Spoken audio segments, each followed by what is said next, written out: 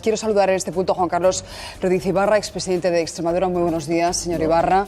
Bueno, yo no sé, me imagino que usted, como todos, teme que estos atentados den alas a los movimientos xenófobos, en pleno auge, además, en Europa. Estamos en un año electoral. A partir del 2017 hay elecciones en Holanda, en Alemania, en Francia, posiblemente también en Italia. ¿Qué efecto puede tener todo esto?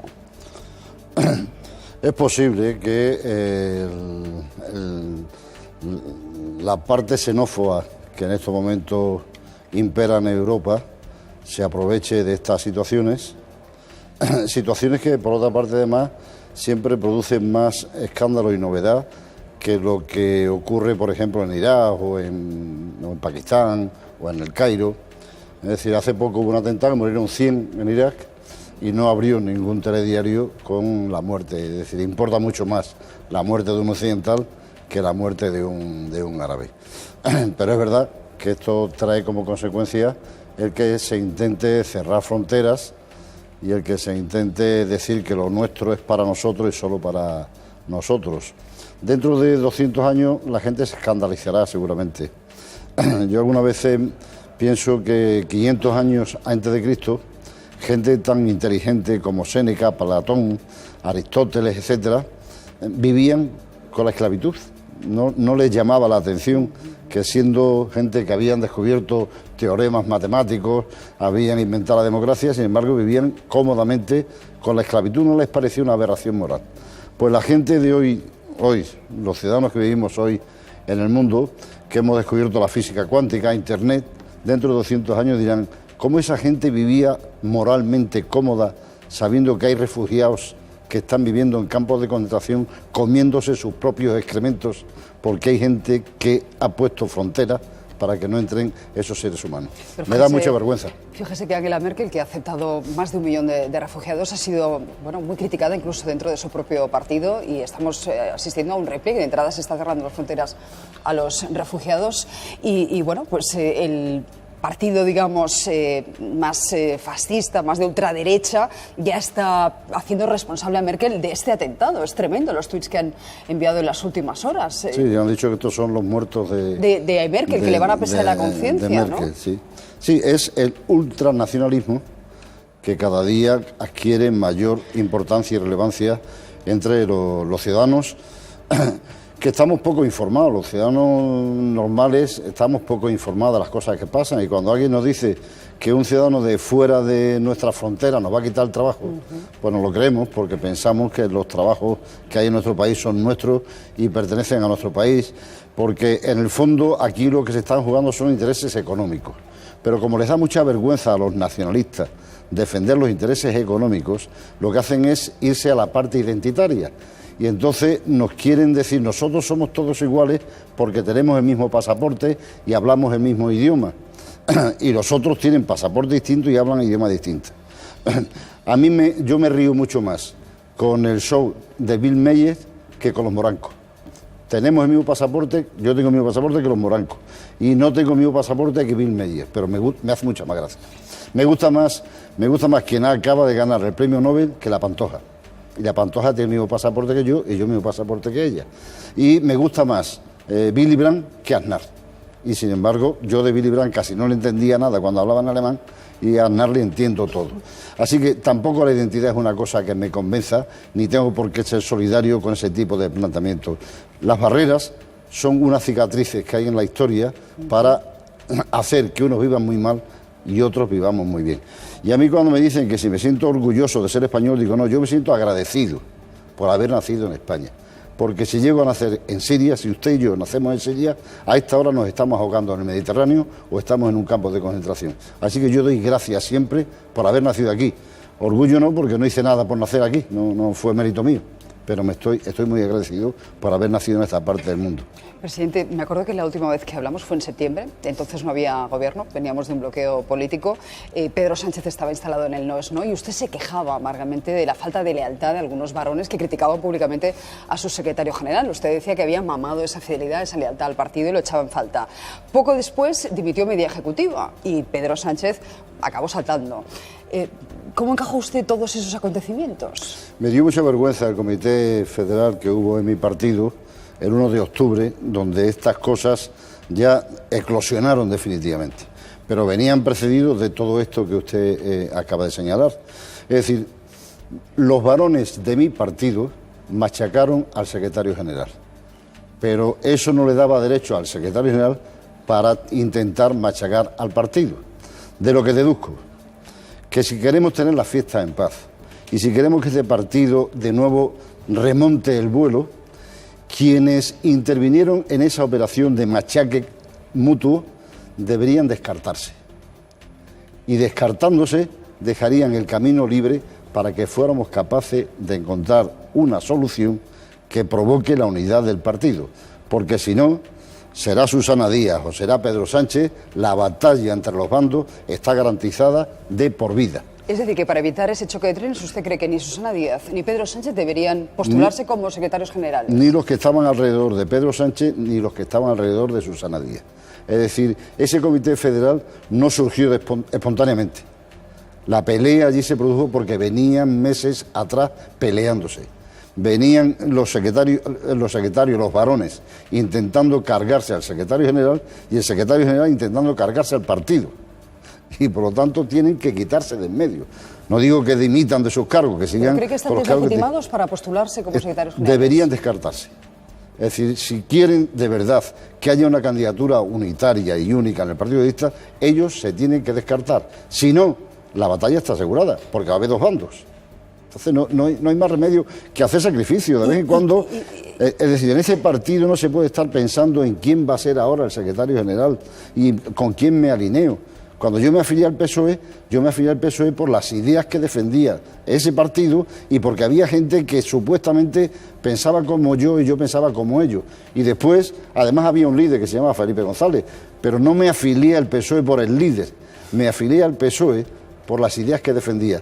Y eso es lo que hay que intentar ahora, buscar ideas que sean capaces de unirnos a nosotros y de atraer a toda la gente que se nos fue. ¿Y cuál podría ser ese candidato de consenso, esa persona que cosiese, que uniese todas las sensibilidades dentro del Partido Socialista? Pues mire, si acaso hubiera una declaración generosa de los que participaron en traer el partido hasta aquí y dijeran, no descartamos, hemos fracasado, lo hemos hecho mal, no solamente hemos perdido las elecciones, sino que hemos dividido el partido.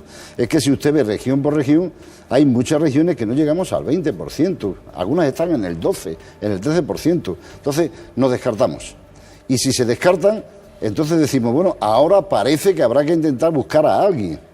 Y a usted no le ha pasado nunca que en la estantería de su casa, cuando ha buscado un libro, no lo encuentra y a los 3 días dice, si estaba delante de mis narices y no lo había visto.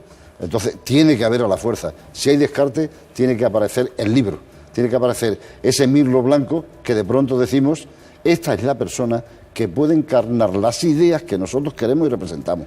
Pero para eso también primero tenemos que definir qué quiere pintar el PSOE. ¿Qué quiere ser, no? ¿Qué quiere pintar? Claro, si queremos hacer un retrato abstracto, no vamos a llamar a Antonio López, porque ese es hiperrealista. Y si queremos hacer un retrato hiperrealista, no vamos a llamar a Picasso. ¿Cómo debería ser ese PSOE del futuro? Primero digamos cómo quiere ser y después busquemos al pintor. Es decir, ¿qué queremos pintar? Y después busquemos al pintor. Pero como hemos ido a las primarias, pues entonces ahora elegimos al pintor. Y el pintor dice, este es el cuadro que queremos hacer. Y todos los demás no tenemos nada que decir. Usted siempre ha sido muy crítico con las primarias. Bueno, a la vista está el resultado. Siempre ha desconfiado de ellas. Susana, porque yo ahora que soy un militante de base, aunque usted me haya llamado y me haya traído el programa, es por lo que fui, no por lo que soy. Yo soy un militante de base. Y me molesta mucho que quieran descargar en mí, como militante de base, la responsabilidad de decidir cosas de las que no tengo información. Es decir, cuando yo estaba en la dirección del partido, tenía mucha información, pero ahora que soy un militante de base, tengo la información que escucho a los tertulianos, que leo en la prensa, pero no. Entonces, oiga, no descargue usted en mí la responsabilidad, decida usted, que para eso están en la dirección. No me pida a mí sentido de Estado, que yo ya no lo tengo. El sentido de Estado de usted, que para eso lo hemos elegido. Entonces no descargue en mí. Esto de descargar en los militantes la responsabilidad, pero después durante 4 años no se cuenta con los militantes para nada, es cargarse al partido. Por eso, si usted recuerda a Pedro Sánchez cuando le preguntaron, oiga, si el Comité Federal echa abajo su propuesta, ¿usted dimite? Dijo no. Y todo el mundo se llevó las manos a la cabeza. Y yo pensé, dentro de la lógica que tenemos, es lo natural. ¿Quién eligió a Pedro Sánchez? Los militantes. Él se debe a los militantes. El Comité Federal no pinta nada. El presidente extremeño, Fernández Vara, su delfín, decía, bueno, es que ha llegado un momento que era tan la enfermedad del PSOE que ni siquiera se hacía acto de conciencia, es decir, ni siquiera se sentían mal por los malos resultados obtenidos, era como que se había tirado la toalla completamente, ¿no? Sí, nadie asumía responsabilidades. Es decir, vamos, sacar un 12%, un 15% es para marcharte para tu casa, es decir, oiga, yo para esto no sirvo. Y sin embargo están ahí, siguen dando la lata, siguen peleando, siguen apareciendo. Oiga, si usted con el 15%, el 20%, tiene que marcharse, porque Dios no le ha traído por estos caminos de la dirigencia. Entonces, yo lo que creo es que habría que intentar asumir la responsabilidad, no ya electoral, sino la responsabilidad de haber dividido el partido. Es que han dividido el partido. Yo no quiero buscar culpables, pero los culpables son los que estaban dirigiendo el partido en ese momento, desde los territorios y desde la federación. Entonces les pido un acto de generosidad. Oiga, digan ustedes, no podemos dirigir este partido. Lo hemos llevado al desastre. Nos retiramos, nos descartamos para ocupar la dirección y seguro que aparece alguien. En esa tesis, presidente, está también Felipe González o el propio Alfredo Rubalcaba, que no se han pronunciado públicamente para bendecir a Susana Díaz. ¿Han evitado hacerlo? Hombre, Felipe González está ahora muy callado, porque hay una operación, sin ninguna duda, para intentar deteriorar lo que fue la generación del 78, que ahora está puesta en cuestión, porque parece que hicimos una transición que ahora se le empieza a sacar todos los defectos. Pero, mire, el último ataque que ha habido ha sido al director de un periódico, a Cebrián. Cebrián es seguro que ha cometido algunos errores, pero hizo de la nada un periódico que era un periódico que ganó a todos. Entonces, algún mérito tiene. Bueno, pues hay un ataque contra Cebrián brutal. El rey de España, don Juan Carlos, algún mérito tuvo, porque resulta que se muere Franco y le deja todos los poderes absolutos. Y el tío renuncia a los poderes, dice, no, yo me quedo solamente como representante y hago un acto que permita que haya una democracia en el que el rey no tiene poder. Y Felipe González no digamos nada a lo que ha hecho.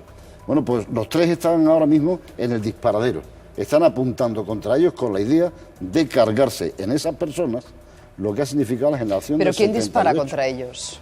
Todos aquellos que quieren cargarse el recuerdo de la generación del 78 para cargarse la Constitución y para empezar de nuevo. Y es verdad que la Constitución hay que revisarla, pero hombre, lo que no hay que hacer es eliminar todo lo que se hizo, porque todo lo que se hizo fue revolucionario. Entiendo que se refiere usted a Podemos. ¿Perdón? Entiendo que se refiere usted a Podemos. Entre otros quienes quieren de alguna manera construir de nuevo, cargarse esta actual Constitución, sí. Ya no reformarla, sino... Sí, porque digamos, no quieren que se analice lo que pasó. Es decir, mire, yo puedo sentirme orgulloso de lo que hice como socialista y que la generación mía también. ¿Ellos qué han hecho? ¿De qué presumen? ¿De qué van? Yo cuando los veo tan vacilones, tan chulos, oiga, ¿usted qué ha hecho? Porque yo sí le puedo decir lo que he hecho en Extremadura. Y yo le puedo decir que, por ejemplo, en mi región, las personas mayores no tenían pensión y hoy la tienen. Eso es un acto revolucionario. Eso es un acto. Los niños se iban de la escuela a los 11 años, se iban a Cataluña, al País Vasco, a Alemania, con sus padres, emigrantes. Hoy son universitarios. Eso es un acto revolucionario. La gente iba al médico a la casa del médico. Hoy van a centros de salud, donde hay todos los medios posibles para el diagnóstico. Eso es revolucionario. Hoy hay una universidad de Extremadura. Eso es revolucionario. ¿Estos qué han hecho? Oiga, por lo menos un poquito de modestia, espérense, digan lo que quieren hacer, pero no presuman. ¿De qué van? ¿Pero de qué va esta gente intentando deteriorar todo lo que fue el mayor ejemplo de convivencia que hemos tenido en España? Ahora hay mucha más afinidad entre el PP y el PSOE que la había entre la UCD de aquel tiempo y la izquierda. Eran franquistas. Estaban gobernando en nombre del régimen de Franco y fuimos capaces de tener una afinidad para hacer una Constitución. Ahora hay más diferencias. ¿No serían capaces de hacer cosas algo más conjuntamente e intentar apoyarse en lo que se hizo para seguir avanzando? Pero, hombre, intentar deteriorar todo, intentar prostituir el nombre de gente que ha triunfado. Es que el rey triunfó, es que Felipe triunfó, es que Cebrián triunfó. ¿Que han cometido errores? Bueno, como todos, pero es un intento de quitar de en medio la generación de 78, que es la más brillante que ha tenido esta historia española. Presidente, vuelvo a el futuro, a esa persona de consenso que usted está echando en falta. Se hablaba ayer de un tapado de Ramón Jáuregui, rubalcavista. Él se autodescartaba rápidamente con estos argumentos. Lo decía en Onda Cero. El futuro del partido desde el punto de vista orgánico tiene que ser efectivamente futuro, no pasado. Esto sí creo. Y ese futuro hay que definirlo y en todo caso hay que pactarlo. Pienso y aspiro a que el partido cierre sus heridas formando un acuerdo orgánico importante entre las grandes federaciones y entre la gran militancia y que eso nos permita elegir en el Congreso un líder potente, un líder, por tanto, con potencialidad futura desde el punto de vista generacional. Habla de un candidato joven, también apuesta por una tercera vía, alguien que represente el futuro y no el pasado. No me ha dejado al final la respuesta respecto a Felipe González. ¿Dónde está Felipe González? Si comparte la tesis con usted en el sentido de que Susana Díaz estaría quemada y deslegitimada para concurrir a la Secretaría Felipe General. González, sabe usted que siempre dice, yo no apoyo a nadie porque el que apoye pierde. Es esa típica excusa. Entonces, que nos da, sí. Yo no, hace tiempo que yo no hablo con Felipe González de estos asuntos y no sé exactamente dónde estará. Sí me gustaría que los que estuvieron con Pedro Sánchez, yo no le voté, pudieran tener un gesto de humildad diciendo nos equivocamos, porque ahora algunos están todo el día apoyando a otro candidato. Oiga, ¿pueden explicarnos por favor por qué se equivocaron? Porque había un candidato que era Madina, al que yo apoyé, y que sin embargo todos decidieron que había que apoyar a Pedro Sánchez. Está pensando usted en Rodríguez Zapatero, por ejemplo. Por ejemplo, ¿por qué no dicen nos equivocamos? Pero no solamente nos equivocamos, ¿por qué? Porque eso nos puede dar alguna luz a los militantes de base a la hora de saber a quién podemos elegir y quién no podemos elegir. Y respecto a Ramón Jáuregui, que es de mi generación, mire, nosotros somos hojas de otoño, pero todavía no nos hemos caído, todavía no, nos caeremos. Y no hace falta que nos empujen y que nos bareen para que nos caigamos. Ya vendrá el tiempo en el que la hoja estará tan amarilla que se caerá. Pero esto de que con 68 años, 70 años, no se puede ser líder de un partido o presidente de un gobierno es una estupidez. Esto de que, decir, ahora hay que ir a la efebocracia, que vengan gente joven. Gente joven, bueno, mire en Estados Unidos la gente joven que hay, mire en Francia la gente joven que hay, mire en Alemania, donde se va a presentar Angela Merkel por cuarta vez. Aquí sería un pecado, porque aquí solamente hay que estar 8 años, porque al noveno por lo visto se roba. No sé qué experiencia tendrán aquellos que saben que se roba al noveno año. Pero, en fin, entonces, yo no sé si Ramón Jáuregui puede ser el candidato. A mí me parece un tipo excelente, pero si no lo es, no será porque sea mayor, será porque no quiere serlo, porque la militancia no lo elige, o porque no sabemos exactamente qué proyecto. Imagínese usted que el PSOE decide declararse ateo. ¿Cómo vamos a elegir a Ramón Jáuregui, que es cristiano? Entonces, primero habrá que decidir qué es lo que queremos ser y después buscaremos a la persona que sea capaz de llevar adelante ese proyecto político en sintonía entre lo que piensa él y lo que piensa el PSOE. Hace tan solo 4 días entrevistamos aquí a Alfredo Pérez Rubalcaba y él nos confesaba que hace ya casi un año, en febrero, Pedro Sánchez dejó de llamarle, de hablar con él y fue a raíz de que él le aconsejó que no pactase de ninguna de las maneras con los partidos independentistas. Escuche su reflexión.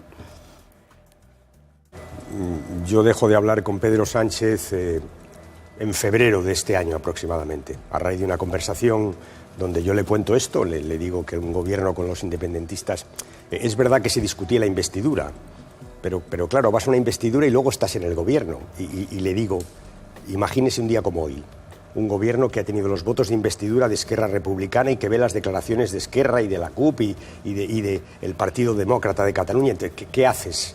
¿Cómo explicas a los españoles que dependes de eso? Esto es lo que yo le dije. A partir de ahí no volvimos a hablar. Yo creo que lleva razón en lo que apunta. Es decir, en las primeras elecciones, donde el PSOE se pega el batacazo que se pegó después del que se pegó Rubalcaba, Pedro Sánchez tenía que haber dimitido. Pero no dimitió. Pero no, los varones no le exigieron la dimisión, le apoyaron. y le dijeron no pactes con el PP y tampoco con los independentistas. Es decir, no hagas nada. Entonces, si hubiéramos hecho lo que había que haber hecho, que era haberle dicho, oye Pedro, se te agradecen los servicios prestados, márchete para casa porque hemos tenido un resultado desastroso, busquemos otro liderazgo y busquemos otra forma de hacer política, pues nos habríamos ahorrado mucho discurso. Pero como todo el mundo se apuntó al pedrismo o al sanchismo, pues siguió y volvimos a tener otras elecciones y tampoco le dijeron márchate para casa. Yo sí se lo dije. Yo les mandé un WhatsApp diciendo vete porque te van a echar. ¿Y le respondió? Sí, me respondió y me dijo gracias.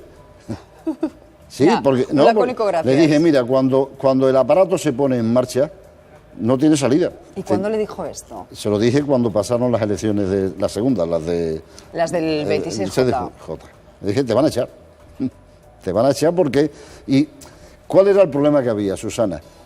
Los varones querían que hubiera un gobierno para hacer un congreso y echar a Pedro Sánchez. Y Pedro Sánchez decía, si hay un gobierno me echan, por lo tanto que no haya gobierno. Y en esa dinámica hemos estado cometiendo torpeza, porque lo que había que haber hecho era lo que dice Rubalcaba. Es más, había que haber hecho entre elección y elección una proposición de ley para hacer lo mismo que pasa en el País Vasco o en Asturias. En primera votación gobierna el que tiene mayoría absoluta y en segunda votación ya gana el que tiene más votos. Y hubiéramos terminado con esta historia de tener que hacer segundas vueltas casi imposibles, con pactos casi imposibles. Lo que pretendía Pedro Sánchez de pactar con los independentistas era un disparate, porque los independentistas están en una situación de ruptura con el país que a mí me parece intolerable. Y hablando de eso, si quiero hacer una pregunta a los independentistas. Ellos dicen que quieren votar porque son una nación. La pregunta es, ¿ustedes creen que España es una nación? Es decir, ellos dicen somos nación y por eso queremos decidir. ¿Creen ellos que España es una nación? Porque si creen que España es una nación, también nosotros podemos decidir, ¿o no? Así que es tan sencillo como eso, que decidan si somos nación o no. A ver si es que no somos nación los españoles. Pues se ha visto que hoy mismo el PNV presenta una proposición de ley para recortar las competencias al Tribunal Constitucional y parece que se va a sumar el Partido Socialista a esa proposición de ley para evitar que el Constitucional pueda suspender a políticos por desobediencia. ¿Cómo encaja usted eso? A mí el pacto que ha hecho el Partido Socialista de Euskadi con el PNV no me gusta nada. En primer lugar, no me gusta que se diga que ha habido una violencia en el País Vasco, porque lo que ha habido ha sido terrorismo. Segundo, no me gusta que se diga que se va a tratar a todas las víctimas por igual, porque ha habido víctimas que han muerto por una bomba lapa y ha habido sinvergüenzas que poniendo una bomba lapa le estallaron. Es decir, esto es como si se va a hacer un homenaje a las mujeres asesinadas por su marido y también a los maridos que se murieron después de pegarse 2 tiros cuando las mataron. Es que no tiene nada que ver. En segundo lugar, ¿cómo se puede negar el concepto de nación para Cataluña o el derecho a decidir para Cataluña y se pueda discutir con el PNV el derecho a decidir del País Vasco y la nación? Esto es lo que nos hace perder las elecciones. Es decir, no nos entienden casi nadie porque no tenemos un discurso coherente que defina exactamente qué somos y qué queremos ser y qué es este país. Y entonces, si el País Vasco es una nación, si Cataluña es una nación, ¿España es una nación, sí o no? Porque si España es una nación, tenemos derecho a decidir los españoles, sí o no. Ellos quieren decidir y nosotros también. Así que habrá que votar en los dos sitios.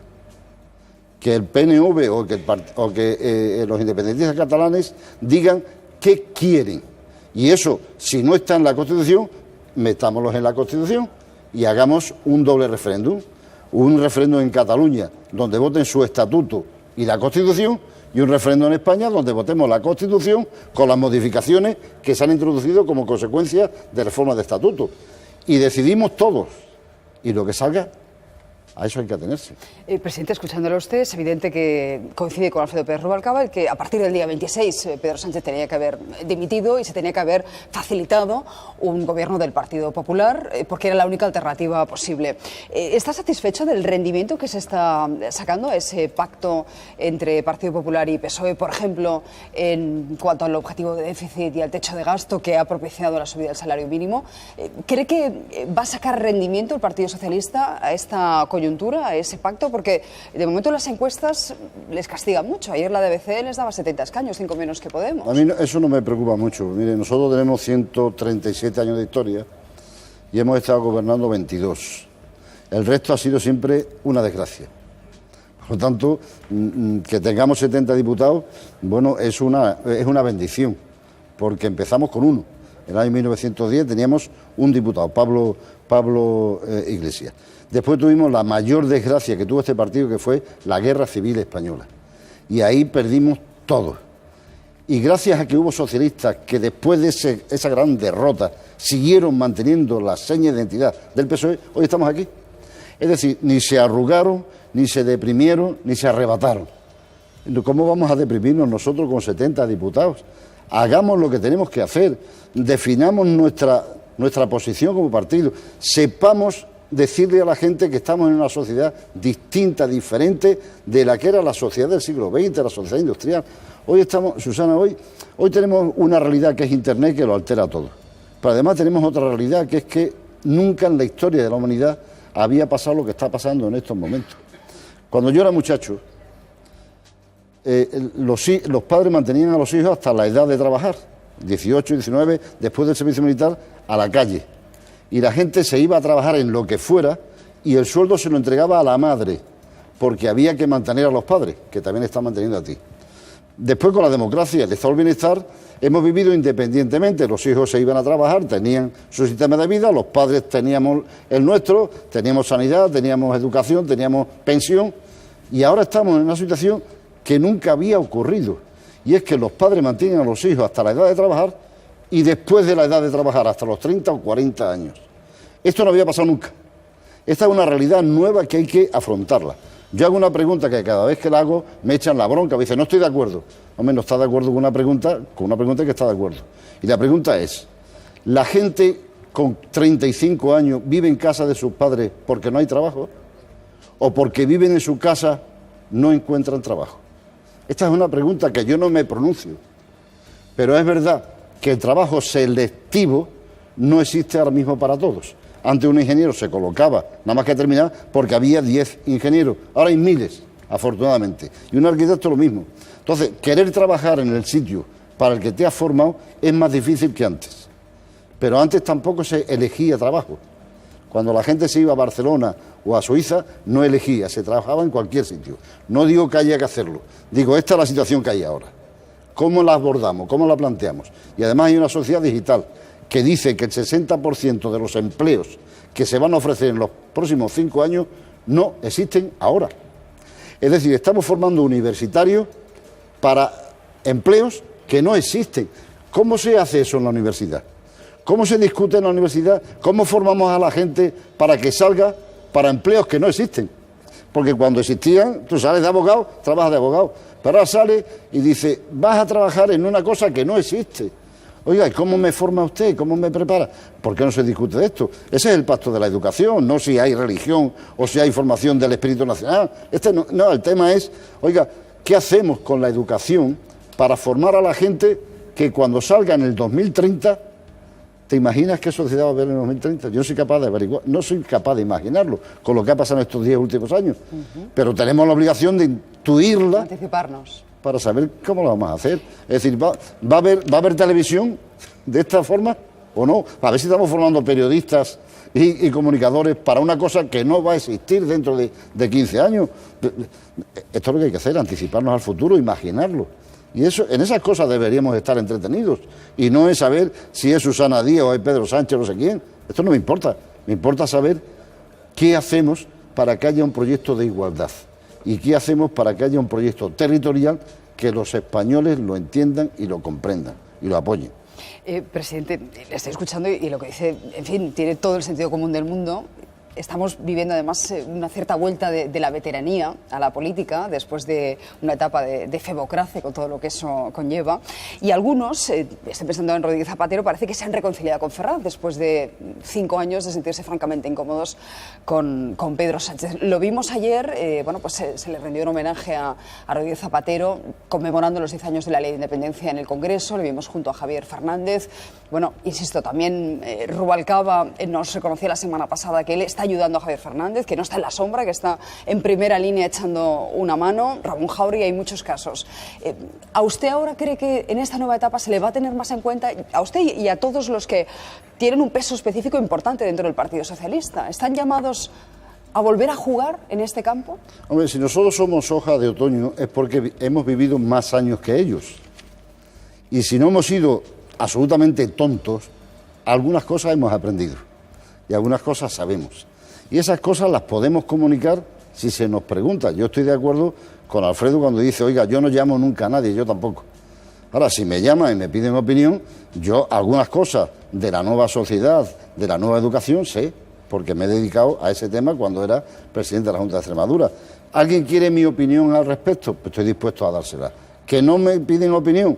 Pues bueno, opinaré cuando me llame alguien como usted me ha llamado o cuando haya oportunidades, pero sí me duele que mi partido no sea capaz de entroncar con la juventud y con la sociedad española, que en este momento es distinta de la que había hace 10 años. Tenemos que hacer un congreso como el que hicimos en el año 1981, cuando el marxismo. Nosotros en el 77 nos presentamos a las elecciones y tuvimos 118 diputados, el partido más importante de la izquierda. Volvimos en el 79, 121, el más importante de la izquierda, pero eso no daba para gobernar.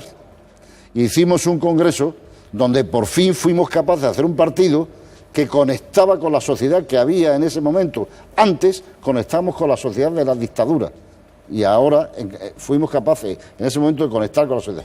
Hay que hacer un congreso que sea capaz de conectar. Ahora mismo se ha aprobado o se va a aprobar una cosa del canon digital. ¿Ha oído usted algo del Partido Socialista que se haya pronunciado sobre eso? No.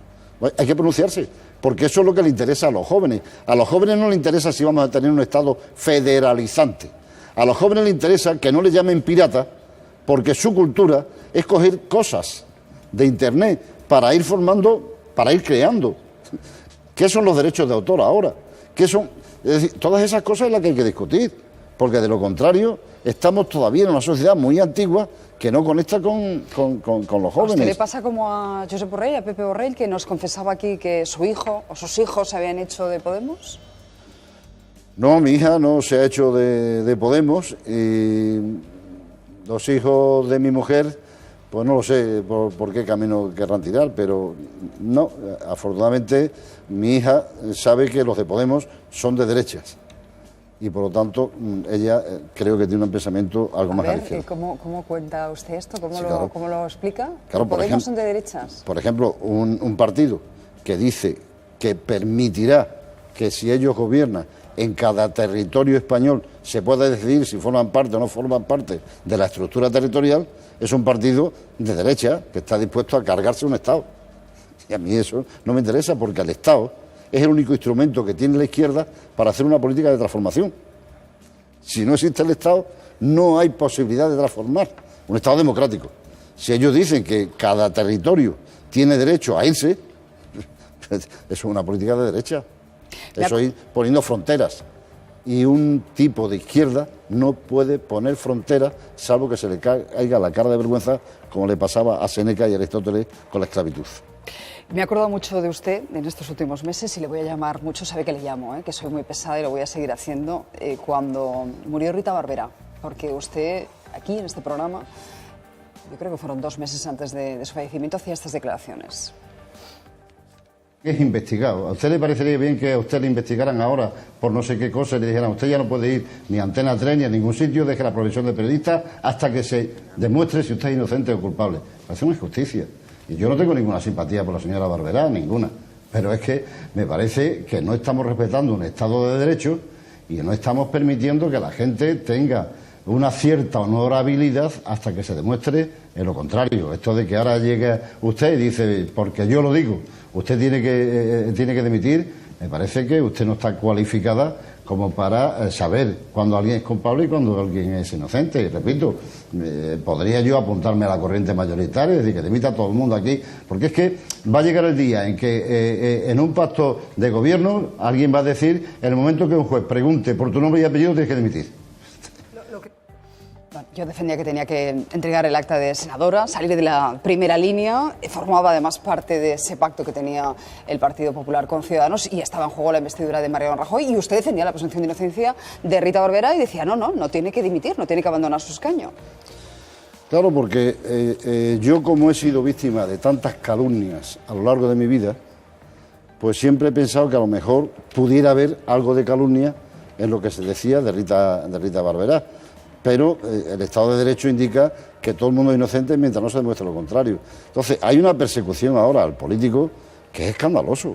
Es decir, tenemos que cobrar, o tienen, porque yo ya no estoy, tienen que cobrar nada, poco. Estar 8 años, porque a los 4 años si pierdes te mandan a la calle y a los 8 también si ganas. Tienes que... Puede ser, es una profesión de riesgo.